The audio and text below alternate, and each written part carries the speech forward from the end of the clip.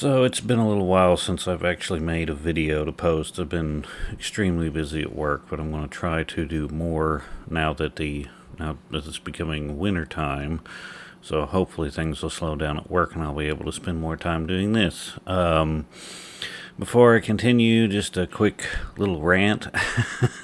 I've gotten several emails and comments that were just irritating.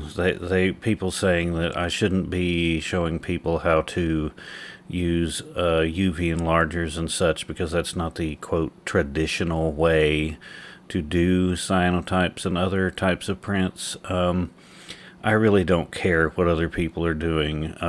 This is what I'm doing. This is what I like to do. And I think you should do whatever you like to do. And you should never let anyone tell you that you need to do it their way. You need to do it which way you want to do it. It's whatever makes you happy with what you're creating. And with that out of the way, let's continue. So, as many of you know, whether you're using a digital photo you're converting to transparency or negative, or you're using film, it's really hard to tell which photo or what kind of photo is going to look great for a cyanotype. I mean, you can sort of, well, not just a cyanotype, but any other process. You can sort of, in your head picture it, but, cyanotypes are good with high contrast, and, other processes are better or worse depending. But unless you can just see it visually, you don't know whether or not it's going to work for what you're doing. So I figured out a little way to preview whatever process you're doing on Gimp, which is completely free, so that you can see what an image has looked like. Like if it's a negative film, you can scan it first and then see, or if it's a regular color photo or color film, it doesn't matter. You can get a preview of what it will look like and decide before you go through the entire process, chemical, all of that stuff, to see whether or not you even want to make that photo into your final print. So now I'll go into the process of how you create the gradients and such in Gimp, so you can see whether or not you want to do a particular photo in your process. Okay, for this to work you need two things. First, you need Gimp, which is a free photo editor you can download, and you need a picture that you have done in whatever process, whether this particular one is a cyanotype. So what I mean by this is you need a print. So this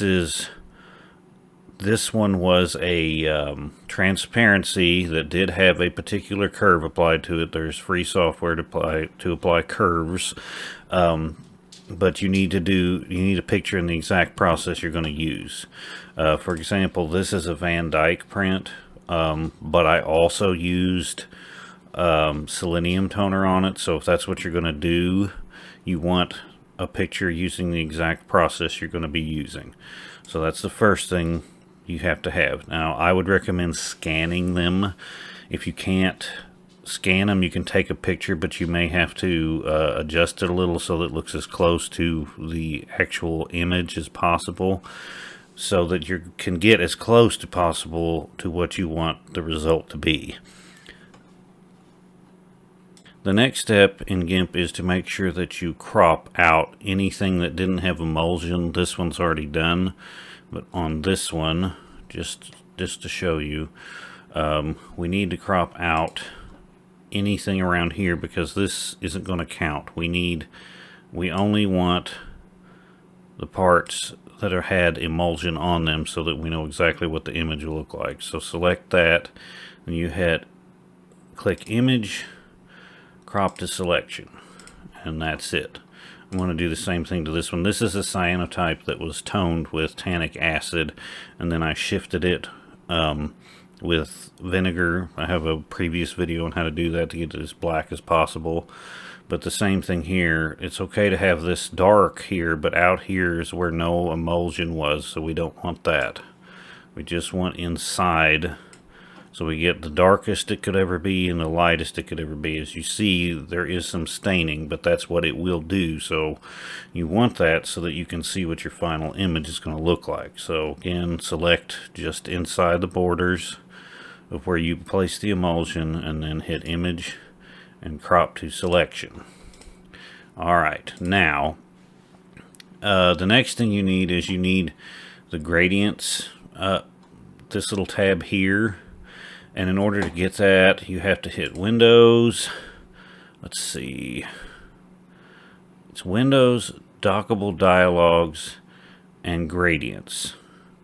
So you have to do that to get the gradients up here. Okay, my mistake. It's Windows, dockable, dialogs, and palettes. You need the palettes here. And you see I already have a bunch of them here, but I'm going to show you how to do this from scratch. So this has to be up.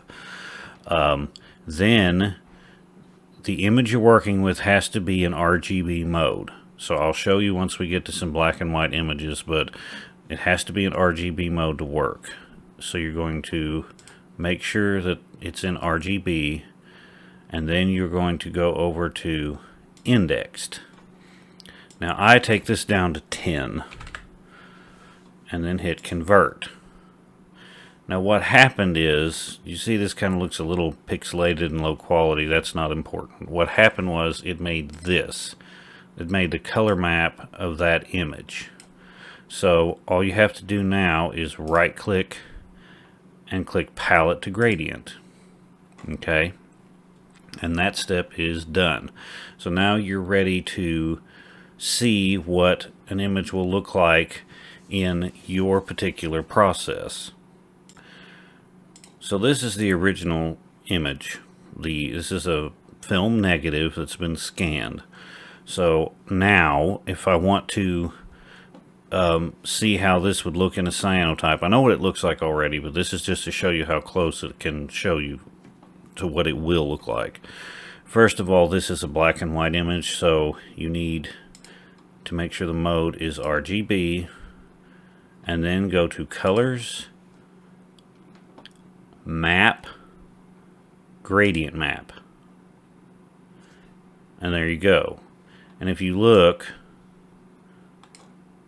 well, just messed that up. If you look, of course this is pixelated. Let me I'll undo the indexed.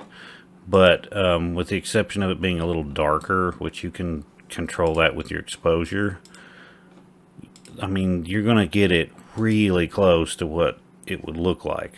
And that's what you want to do. So just to show you, let's say I toned it. I want to see what that same image looks like if it was toned. Well, we go to image, make sure it's RGB, indexed, 10, convert. Now there's the color map. Right click, palette to gradient, and I can come back to this image, colors, map, gradient map. And now that's what that same image will look like if I bleached and toned. Basically, as long as you're following your process exactly as you did it, that's what it's going to look like. Just real quick, we'll do what would this look like if it was a Van Dyke brown. So image, mode, indexed. Might take a second, that's a bigger image. Alright, so that one is done. Now, palette to gradient, colors, map, gradient map. So that's what that would look like as the Van Dyke brown. And that's how you can determine each process. Actually, that one may not have worked. Hold on a second here. Image, indexed. No, it worked. They just look really close. So now that we know how to do that, let me show you how you can determine whether or not the process is going to look good on a particular image that you're doing. So this is one that surprised me. This one, it's not a bad picture, but it was just frankly kind of boring to me, and I didn't think it would work as a cyanotype. But after I figured out this process, I tried this out. So colors, map, gradient map,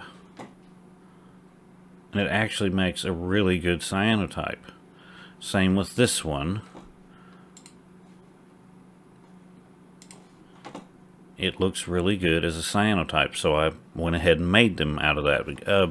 Cyanotypes, I feel like they look better if there's some kind of context, contrast, or for this image, because there's a lot of water here. Let's do it on this one. This one actually made a really good cyanotype print. Now, here's where, if you look, the sunset, let's try that with this. If you did this in a cyanotype, it's really boring. It's not good.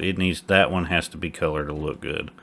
This one I thought would look good, but it doesn't. It's just too flat.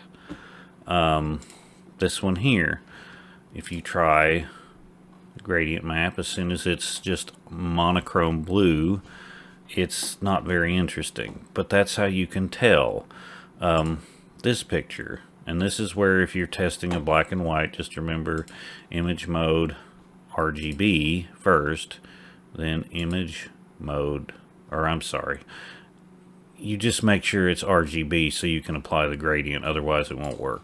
So colors, map, gradient map. And this one actually looks cool as a cyanotype.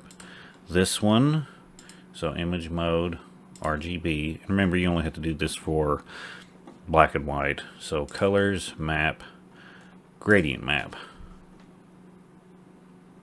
It's not very interesting, at least to me.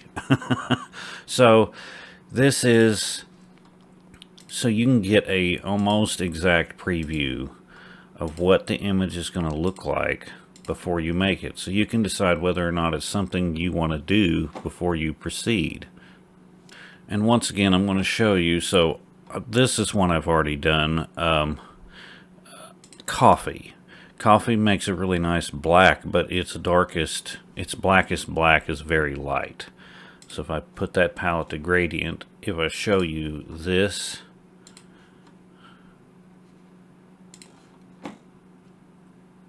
I like the tone, but look, that's the darkest it'll ever get. And so you can see before you actually make the print if it's something you want to proceed with or not. Like that one, I wouldn't make that one. It's too pale.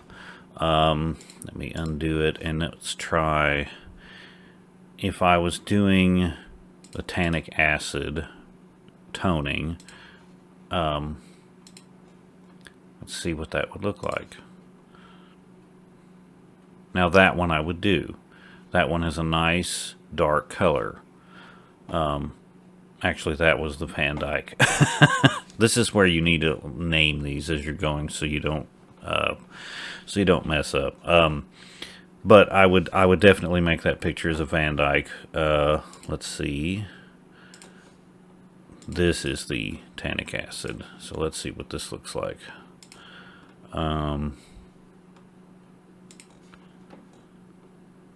I'd still do that. That looks good. So that's the purpose of this, to see, to get a preview, no matter what your process is, cyanotype, Van Dyke, tone cyanotype, whatever it is you're doing, you can get an idea of what it's supposed to look like before you actually proceed with the process, to see if you actually want to do it. And just to throw in there, let's see this picture. Here I have one where I did some experiments with where you tone it without bleaching it. So let's see. It kind of makes an odd color. Yeah, see, it's kind of it's still blue, but kind of a weird purpley blue monotone. But anyway, that's the That's the purpose of this video, just to show you how to use Gimp, a free program, to see what it is your print will look like before you invest the time and frankly money for all the equipment, the chemicals, the time to see if you want to do it. So that is it for this video, and I will try to make another one soon.